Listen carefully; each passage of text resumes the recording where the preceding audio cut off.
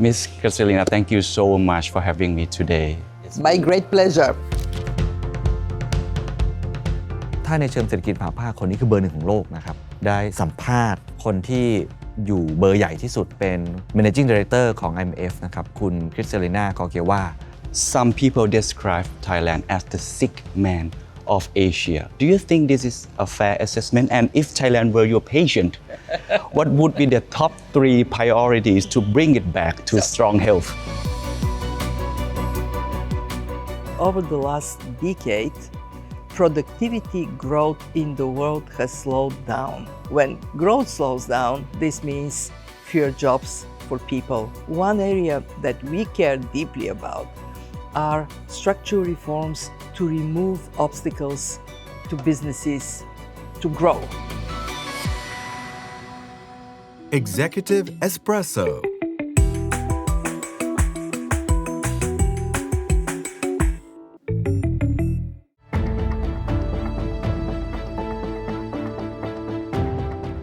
ไปที่วอชิงตันดีซีครับไปงานIMF World Bank Spring Meetings 2026 นะครับก็เป็นงานประชุมด้านเศรษฐกิจมหาภาคที่ใหญ่ที่สุดในโลกแล้วครับปกติเขาจัด2 ครั้งก็ถ้าเป็นต้นปีหรือช่วงเมษาเขาเรียกว่า Spring นะครับแล้วก็ช่วงตุลาคมเขาเรียกว่า Annual Meetings ซึ่งปีนี้ Annual Meeting เนี่ยมาจัดที่ประเทศไทยนะครับในงานเนี่ยเขาก็จะคุยกันเรื่องเศรษฐกิจมหาภาคคุยกันเรื่องเงินเฟ้อคุยกันเรื่องหนี้สาธารณะซึ่งก็เป็นข่าวกันมากมายที่เราเห็นในเมืองไทยแต่ว่าผมรู้สึกว่าโชคดีมากครับได้โอกาสพิเศษได้สัมภาษณ์คนที่อยู่เบอร์ใหญ่ที่สุดหรือว่าเป็น Managing Director ของ IMF นะครับคุณคริสเตลิน่ากอเกียวา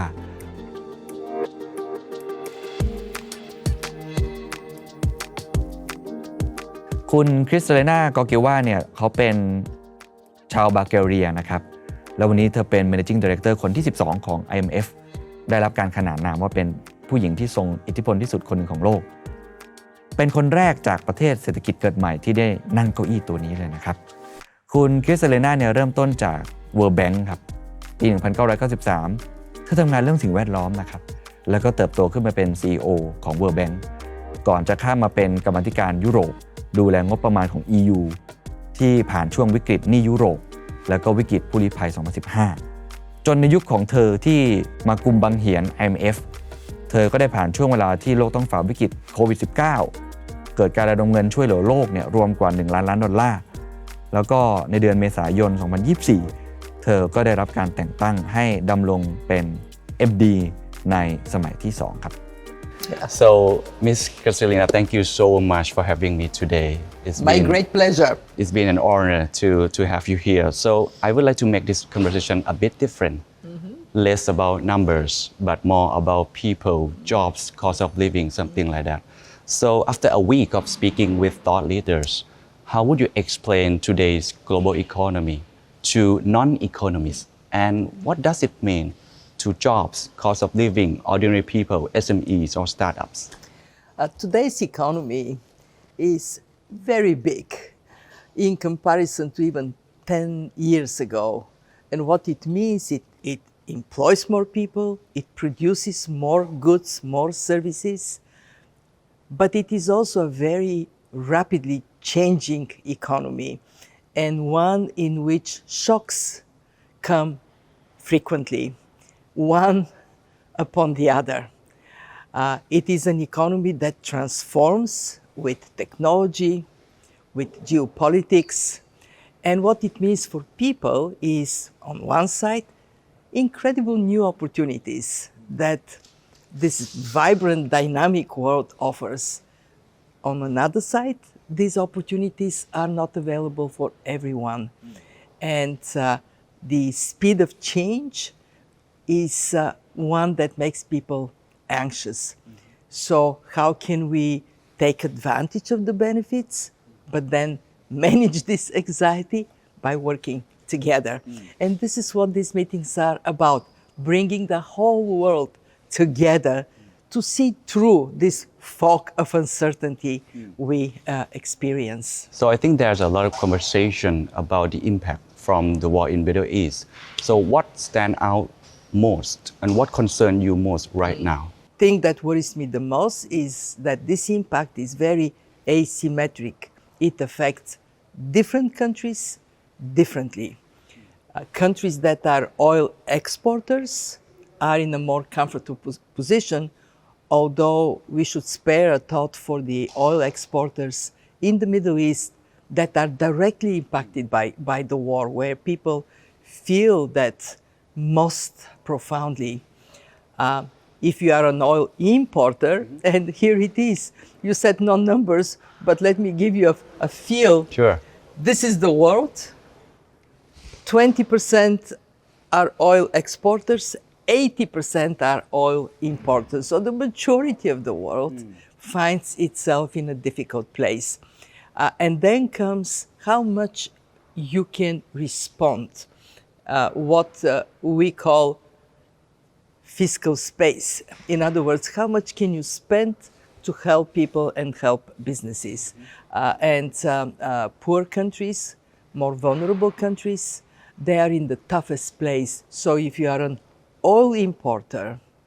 and you have no reserves, neither reserves of oil or of hard currency, you are particularly severely impacted. And for us at the IMF, it is so important that we concentrate our attention on the countries that would need help. What we concluded is that about a dozen countries will need help, and then we will move very rapidly, very swiftly, as we did during COVID,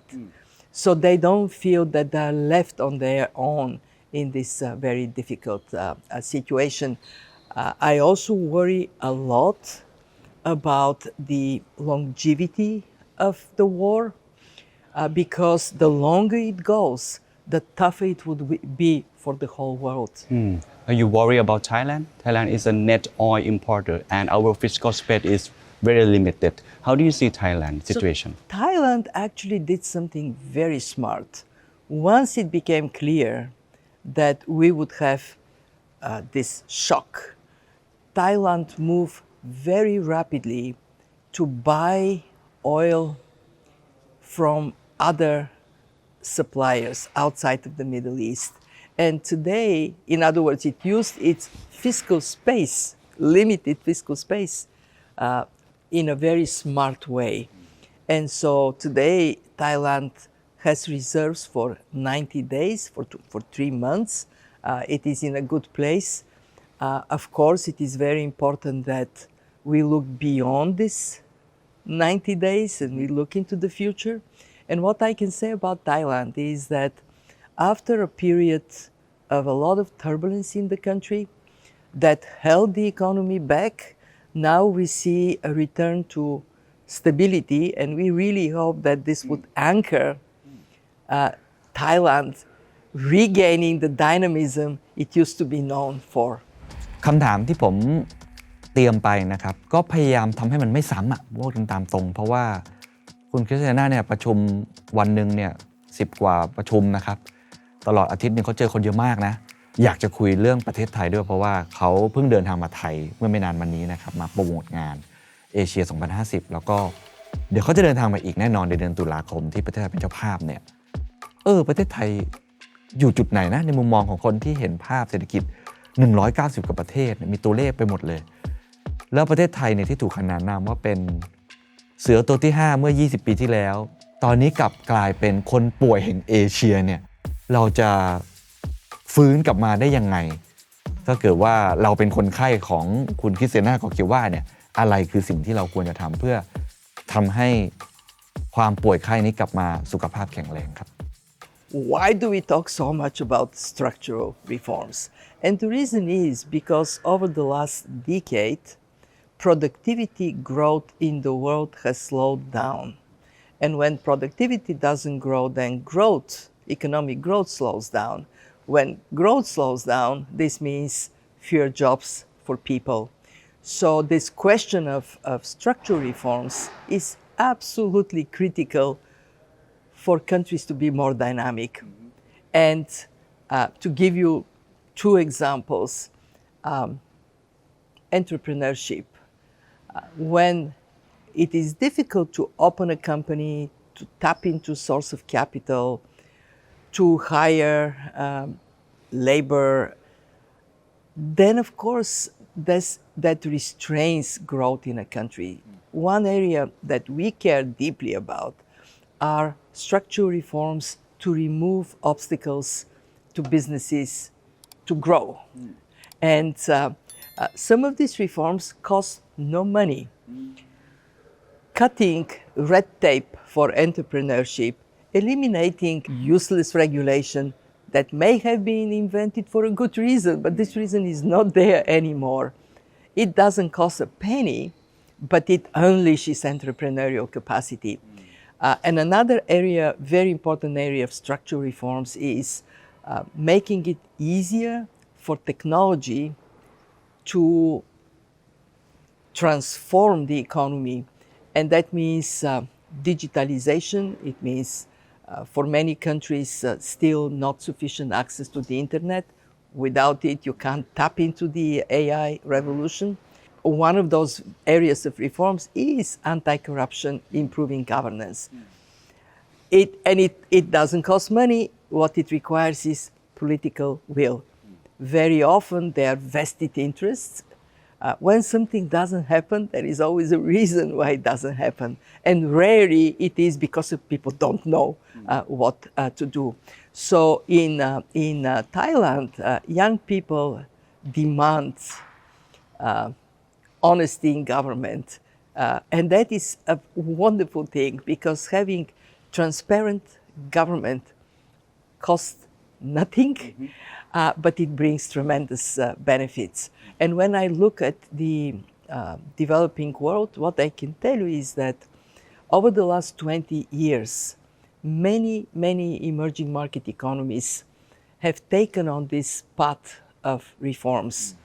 They have created independent central banks,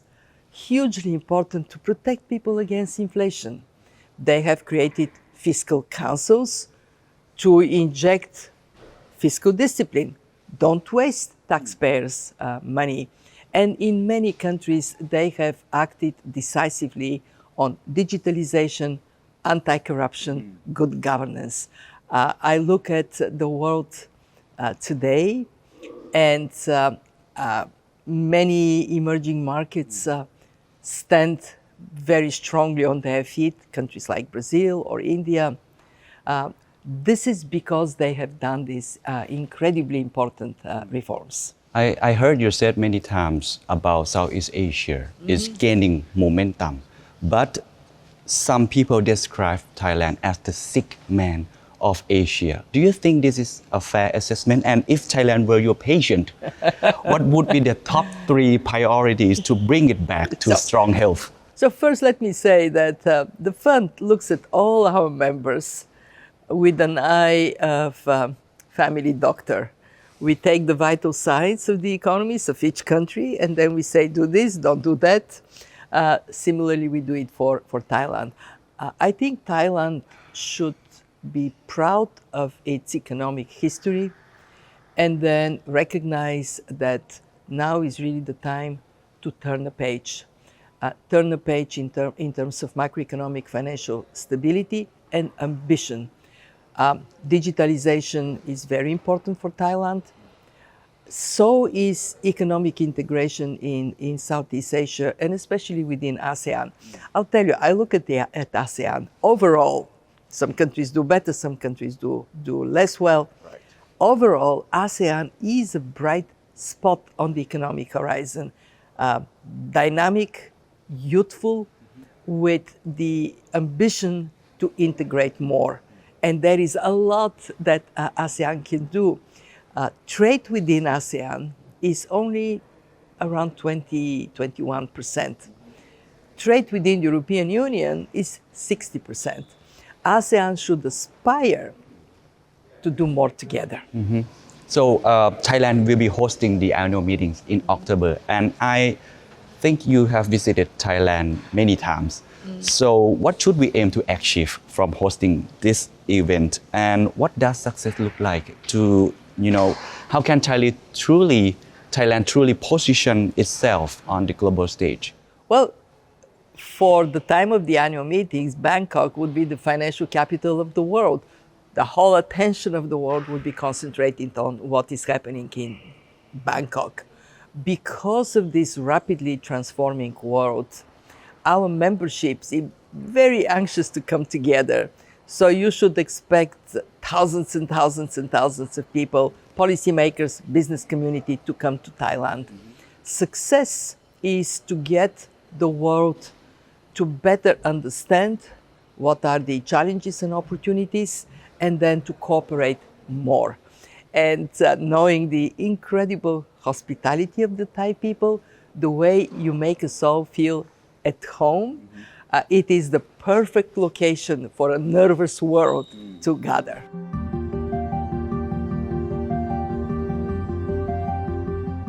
ผมคิดว่าความหวังมีแต่ต้องสร้างขึ้นมาเองครับมันมีโอกาสในวิกฤตแล้วมันก็มีแสงสว่างในความมืดแต่มันไม่มีใครช่วยจุดไฟนี้ขึ้นมาเราต้องทำเองคุณคริสเตเลน่ากอกิว่าพูดชัดเจนมากว่ามีหลายอย่างมากเลยที่ประเทศไทยทำได้โดยไม่ต้องใช้เงินสักบาทเดียวเช่นการแก้ไขเรื่อง red tape กฎระเบียบที่เยอะแยะไปหมดเลยการจริงใจมีเจตจำนงทางการเมืองที่จะผลักดันนโยบายยากๆหรือว่าแก้ปัญหาเรื่องคอร์รัปชันการเน้นเรื่องของคุณภาพผลิตภาพเนี่ยมากกว่าแค่การแจกเงินการสร้างผู้ประกอบการนี่เป็นคำที่เขาเนี่ยผมก็ไม่คิดว่าจะได้ยินนะจากเวทีมหาภาคเพราะว่าเขาพูดคำนี้เลยว่า entrepreneurship สำคัญมากส่วนงานที่จะเกิดขึ้นเดือนตุลาคมนี้ผมคิดว่ามันเหมือนกับไพ่ครับเราสับไพ่ไปเรื่อยๆนะเราค่อยเปิดไพ่ทีละใบครั้งเนี้ยเปิดมาเป็นไพ่ที่ชื่อว่าประเทศไทยแหละรอบเนี้ยที่ทุกคนจั่วมาเจอ30 กว่าปีนะครับกลับมาอีกครั้งหนึ่งไพ่นี้คือไพ่ที่จะสปอตไลท์ไทยในเวทีโลกเรื่องเศรษฐกิจมหาภาคผมคิดว่างานนี้ก็เป็นไพ่ใบหนึ่งอะที่เราน่าจะใช้ให้เกิดประโยชน์ให้มากที่สุดเท่าที่จะเป็นไปได้ครับ So lastly, what keeps you motivated every single morning? Your job requires a lot of, effort, and you have so much, so responsibility. What motivates me is knowing that what we do touches the lives of hundreds of millions of people,